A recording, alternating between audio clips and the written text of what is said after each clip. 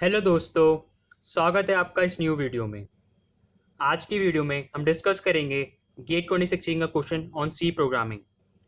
आगे बढ़ने से पहले मैं आपको बताना चाहता हूँ, आप data structure, C programming and algorithms की प्लेलिस्ट ऊपर आई बटन पर क्लिक करके एक्सेस कर सकते हैं। ठीक है, आज का जो हम क्वेश्चन ट्राई करेंगे वो गेट 2016 का क्वेश्चन है। एंड इसमें आपको एक न्यू कंसेप्ट भी सीखने को मिलेगा, static scoping and dynamic scoping का। तो चलिए, सबसे पहले इस क्वेश्चन में बेसिकली हमें क्या बोला, डायनेमिक स्कोपिंग यूज करने का बोला गया है। तो हम सबसे पहले ये समझ लेते हैं कि डायनेमिक स्कोपिंग होती क्या है और स्टैटिक स्कोपिंग में डिफरेंस क्या होता है। तो मैं एग्जांपल के तौर पे आपको बताना चाहता हूँ कि क्या होता है स्टैटिक स्कोपिंग और डायनेमिक स्कोपिंग में। दो टाइप की स्कोपिंग होती है, स्टैटिक एंड डायनेमिक। अब हम जो बात करेंगे अब इस स्टैटिक स्कोपिंग और डायनेमिक स्कोपिंग में किसी भी एक स्पेसिफिक प्रोग्रामिंग लैंग्वेज के टर्म्स में बात नहीं करेंगे। इन जनरल बात करेंगे, एक आइडिया की तरह इस अप्रोच कीजिएगा।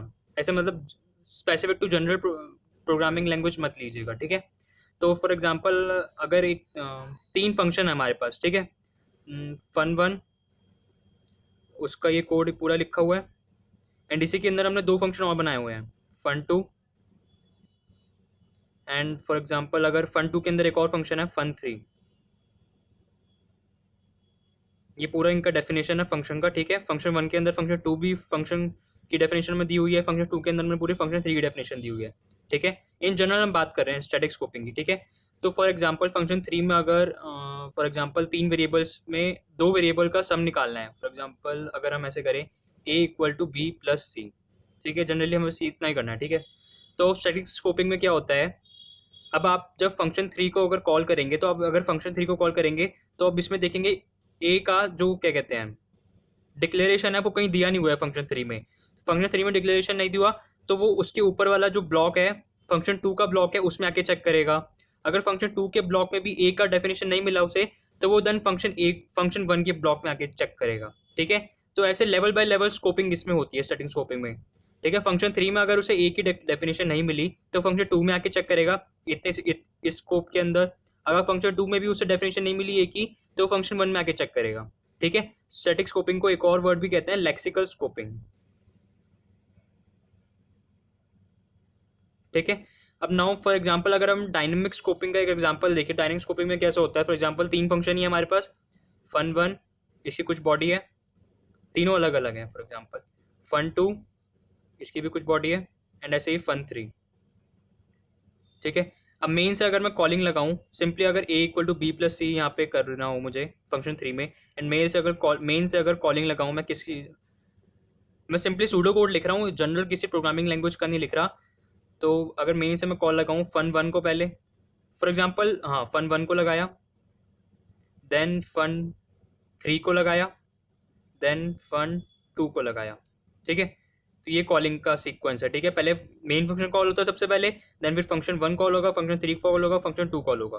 तो इस केस में क्या होगा, डायनेमिक स्कोपिंग के केस में सबसे पहले मेन फंक्शन कॉल होगा। ये स्टैटिक स्कोपिंग का इतना ही था, ये डायनेमिक का यहाँ पे कर रहे हैं। मेन फंक्शन कॉल होगा, मेन किसको कॉल कर रहा है, फन वन को कॉल कर रहा है। ठीक है, फन वन कॉल हो जाएगा। ठीक, एक सेकेंड, इसमें एक चीज और कर सकते हैं, हम रिकर्शन लगा सकते हैं। अगर फन वन फंक्शन थ्री को कॉल करे एंड यहाँ से कॉलिंग हटा देते हैं फिर, ठीक है, मेन से कॉलिंग हटा के रिकर्शन कर देते हैं, तो वो तो आपको थोड़ा इजीली समझ आएगा उससे। मेन ने सिर्फ फंक्शन वन को कॉल करा,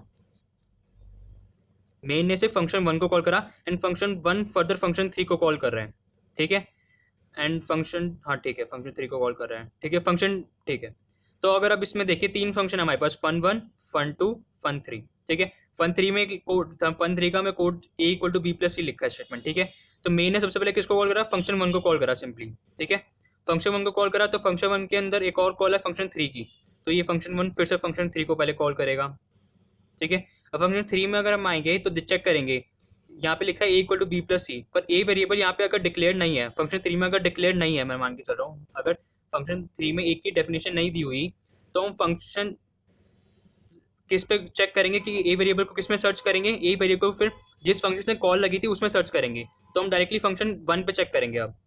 फंक्शन वन पे आके चेक करेंगे कि ए की डेफिनेशन है या नहीं। अगर फंक्शन वन पे भी हमें नहीं मिली तो फंक्शन वन को कहाँ से कॉल हुई थी, फंक्शन वन को कॉल हुई थी मेन से कॉल हुई थी, देन हम मेन में आके चेक करेंगे। ठीक है, बेसिकली आपको जो वेरिएबल सर्च करना है उसकी जो सर्चिंग होगी ना वो स्कोपिंग होता है एक तरीके से। फॉर एग्जाम्पल हमने लेक्सिकल स्कोपिंग में देखा ब्लॉक बाय ब्लॉक स्कोप है। ठीक है, ब्लॉक बाय ब्लॉक, इसमें ये मैटर नहीं करता कि कौन सा फंक्शन कहाँ से कॉल हुआ है। जनरली फॉर एग्जांपल अगर हम फंक्शन 3 कॉल करता है स्टैटिक स्कोपिंग में ए इक्वल टू बी प्लस सी, तो इस ब्लॉक में नहीं है तो इसके जो आउटर ब्लॉक है फंक्शन 2 का उसमें सर्च करेगा, अगर इसमें भी नहीं है तो फंक्शन 1 में सर्च करेगा। ठीक है, पर डायनेमिक स्कोपिंग में तो डिफरेंस क्या होता है कि जो कॉलिंग का जो सीक्वेंस है उसके हिसाब से सर्चिंग होती है वेरिएबल की। तो फंक्शन 3 में अगर ए वेरिएबल नहीं है तो वो फंक्शन 1 में सर्च करेगा जिसने उसे कॉल करा था, फंक्शन 1 ने कॉल करा था फंक्शन 3 को, तो फंक्शन 1 में आके सर्च करेगा ए वेरिएबल। अगर उसे यहाँ ए वेरिएबल मिल जाएगा तो ठीक है, फिर यहाँ से आगे फंक्शन 3 में चल जाएगा कोड। अगर यहाँ पे भी नहीं मिला तो फंक्शन 1 को किसने कॉल करा था, मेन को कॉल करा, मेन ने कॉल करा था, देन फिर मेन में आके भी सर्च करेगा वो। ठीक है, तो ये डायनेमिक स्कोपिंग का कंसेप्ट है जो इस क्वेश्चन में यूज होगा। ठीक है, अब आगे क्वेश्चन पढ़ते हैं। सबसे पहले what will be the output of the following pseudo code. Pseudo code दिया है, किसी जनरल प्रोग्रामिंग लैंग्वेज नहीं है, सिंपली एक सूडो कोड दिया हुआ है। When parameters are pass by reference, parameter जो पास कर रहे हैं फंक्शन में एज अ रेफरेंस पास कर रहे हैं। रेफरेंस का मतलब क्या है, जैसे फॉर एग्जांपल जो वैल्यू पास ना करके, फॉर एग्जांपल एक ए वेरिएबल है, एक्स वेरिएबल है, ठीक है, एक्स की वैल्यू फॉर एग्जांपल 4 मान लेते हैं, तो 4 वैल्यू ना पास करके उसका जो एड्रेस है इस एक्स का जो एड्रेस है वो पास करेंगे। एड्रेस ऑफ एक्स पास कर रहे हैं एक तरीके से, ये समझ सकते हैं। ठीक है, एड्रेस ऑफ एक्स एज्यूम कर लेते हैं 100, तो 100 फंक्शन में पास हो रहा है। ठीक है, and dynamic scoping is assume, dynamic scoping use हुई है। ठीक है, अब क्वेश्चन को आगे देखते हैं। ये हमारा कोड है, ये ऑर्डर ऑफ सीक्वेंस है, ए इक्वल टू 3, फिर एन एक फंक्शन है, फिर एक एम एक फंक्शन है, एंड देन फर्दर हमारा ये मेन आता है। ठीक है, ये ऑर्डर ऑफ सीक्वेंस है। अब देखते हैं मेन फंक्शन में, मेन फंक्शन किसको कॉल कर रहा है, तो पहले एम फंक्शन को कॉल कर रहा है और ए वेरिएबल मेन में डिक्लेयर नहीं है तो सिंपली हम ग्लोबल वाला वेरिएबल ले लेंगे। ठीक है, तो यहाँ पे अब कोड चला के देखते हैं, कोड का जो भी होगा। ये हमने स्टैटिक और डायनेमिक स्कोपिंग समझ लिया पहले, तो हमें थोड़ा इजी होगा ये समझने में।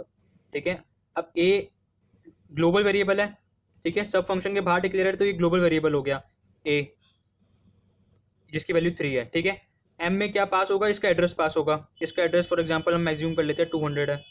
ठीक है, एम में 200 पास होगा। एम फंक्शन में जाते हैं, एम फंक्शन ये रहा void M of Y, Y में ये वाली वैल्यू चली जाएगी 200, तो वाई भी किसको पॉइंट करने लग जाएगा, ए को पॉइंट करने लग जाएगा, ग्लोबल वाले ए को। ठीक है, यहाँ पर ग्लोबल वाला ए है तो वाई भी इसको पॉइंट करने लग जाएगा। ठीक है, अब एम फंक्शन के अंदर एक और ए इनिशियलाइज हुआ है जो सिर्फ इस एम फंक्शन का ही है। ठीक है, एम फंक्शन का लोकल वेरिएबल है ए। अब एम फंक्शन के लिए अगर सिंपली एक बना लेते हैं,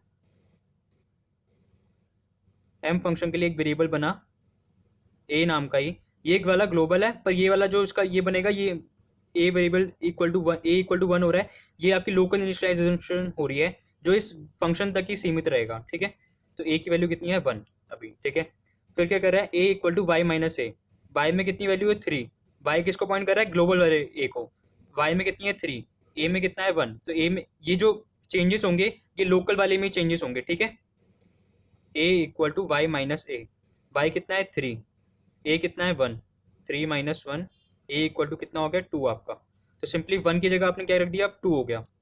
ठीक है, ये दो स्टेप चले, या तो ये फंक्शन कॉल कर रहा है एक और एन फंक्शन को कॉल कर रहा है और पास बाय रेफरेंस हो रहा है, तो ए की वैल्यू पास नहीं होगी, ए का जो एड्रेस है वो पास होगा। फॉर एग्जांपल इसका एड्रेस मान लेते हैं 300 है।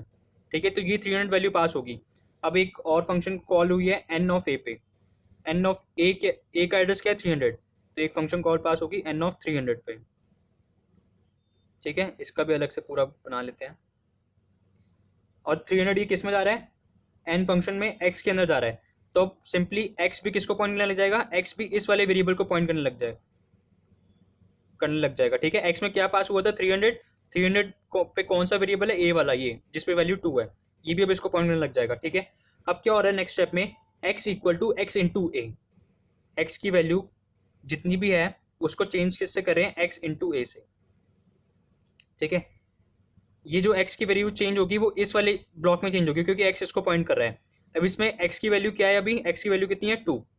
ठीक है, अब a की वैल्यू हमें पता नहीं है। ठीक है, ए की वैल्यू एन फंक्शन को पता, एन फंक्शन में ए वेरिएबल तो कहीं डिक्लेयर हुआ ही नहीं, तो हमें पता ही नहीं ए की वैल्यू क्या है। तो इसमें क्या यूज हुआ है, डायनेमिक स्कोपिंग यूज हुआ है। डायनेमिक स्कोपिंग ये कहते हैं जिसने इस फंक्शन को कॉल करा है, एन फंक्शन को जिसने कॉल करा है, उस वाले फंक्शन में जाके देखेंगे कि एक डिक्लेयर है या नहीं। एन फंक्शन को किसने कॉल करा था, एन फंक्शन को यहाँ पे आपके M function declare, M function ने कॉल करा, एम फंक्शन ने यहाँ पे ये कॉल करा था, ठीक है, एम फंक्शन ने कॉल करा था। अब एम फंक्शन में हम ढूंढेंगे कि ए की डेफिनेशन है या नहीं। अगर एम फंक्शन में भी ए की डेफिनेशन हुई तो मेन में जाएंगे हम, ठीक है। हम एम में देखते हैं क्या ए की डेफिनेशन थी, यस ए की डेफिनेशन थी। एम के लिए ए क्या था, एम के लिए ए ये था, एम के लिए जो ए की वैल्यू थी वो क्या थी, 2 थी। तो सिंपली यहाँ पे भी क्या आ जाएगा 2। तो एक्स की वैल्यू क्या हो रही है, 2 इंटू 2 कितना हो गया आपका 4। एक्स किसको पॉइंट कर रहा है, 300 को पॉइंट कर रहा है एक्स को भी। तो 300 वाले जो वेरिएबल में क्या वैल्यू हो जाएगी, 2 की जगह 4, ठीक है। देन फिर क्या कर रहा है, प्रिंट ऑफ एक्स, प्रिंट कर रहा है सिंपली एक्स की वैल्यू। तो एक्स की वैल्यू भी क्या है, 4 है। तो सिंपली एक्स किसको पॉइंट कर रहा है, 300 को, 300 की वैल्यू क्या है 4, तो सिंपली 4 प्रिंट हो जाएगा। ये पहला आउटपुट क्या है, 4 प्रिंट आ गया, ठीक है। ये फंक्शन कॉल पूरा यहाँ पे हो गया, एन का एन फंक्शन जो चला था वो पूरा कॉल कंप्लीट हो गया। देन फिर फर्दर वापस यहाँ पर आ जाएंगे, यहाँ से कॉल लगी थी, यहाँ से वापस आ जाएंगे, ठीक है। देन फिर एक लास्ट स्टेटमेंट रिकॉर्ड और चलानी है एम फंक्शन की, print value of A. M function ये कॉल कर रहा था, print value of A. A की वैल्यू क्या है, जो इसका लोकल वेरिएबल है ए इसका लोकल वेरिएबल है, ए की वैल्यू क्या है 4। तो यहाँ पे भी क्या हो जाएगा, प्रिंट 4 प्रिंट हो जाएगा। तो अब ऑप्शन के हिसाब से मैं तो सिंपली अब इसका भी कंप्लीट हो गया काम, प्रिंट ए, एम फंक्शन चल गया, एम फंक्शन चल गया तो मेन में वापस मेन में कॉल करा था, ऐसे कॉलिंग हुई थी आप देख सकते हैं। मेन ने एम फंक्शन को कॉल करा, एम फंक्शन ने एन फंक्शन को कॉल करा, एन का काम पहले पूरा हो गया, अब एम का काम भी पूरा हो गया, देन मेन में वापस आ जाएगा, मेन का काम भी पूरा हो गया, मेन को सिर्फ एक कॉल लगानी थी एम की, एम का काम भी, एम फंक्शन की कॉल लग गई, ये काम पूरा हो गया, देन इसका काम भी पूरा हो गया, देन फंक्शन हमारा जो कोड है एग्जिट हो गया, ठीक है। एंड हमारी वैल्यू क्या आई थी 4,4। तो ऑप्शन मैच कर लेते हैं, आउटपुट हमें निकालना था बेसिकली 6,2 9, 6,6 नहीं, 4,2 नहीं, 4,4 yes, D is the right answer. तो बेसिकली इसमें दो चीजें यूज हुई थी, एक तो pass by reference and dynamic scoping. Pass by reference का तो सिंपली मतलब है आप वैल्यू ना पास करके, जैसे हमने यहाँ पे 3 पास ना करके सिंपली 200 पास करा था, इसका एक ए वेरिएबल का जो एड्रेस था 200 वो यूज करा था, ठीक है। और डायनेमिक स्कोपिंग का मैंने आपको बता दिया कि कॉलिंग पे डिपेंड करता है कि अगर जैसे यहाँ पे हमें एन फंक्शन के अंदर ए की डिक्लेरेशन नहीं मिली थी, हमें पता नहीं था ए क्या है, तो एन फंक्शन को किसने कॉल करा था, एम फंक्शन ने कॉल करा था। तो एन एम वैल्यू एम वाले फंक्शन में हम चेक करेंगे कि ए की डेफिनेशन है या नहीं। अगर ए की डेफिनेशन यहाँ मिल गई तो हम वो वाली वैल्यू ले लेंगे, अगर यहाँ पे भी नहीं मिलती देन मेन में जाते, ठीक है। ऐसे फंक्शन कॉलिंग के ऊपर डायनेमिक स्कोपिंग डिपेंड करता है, ठीक है। तो ये हमारा ये क्वेश्चन पूरा सक्सेसफुल होता है, सॉल्व कर लिया हमने, D is the right answer 4,4।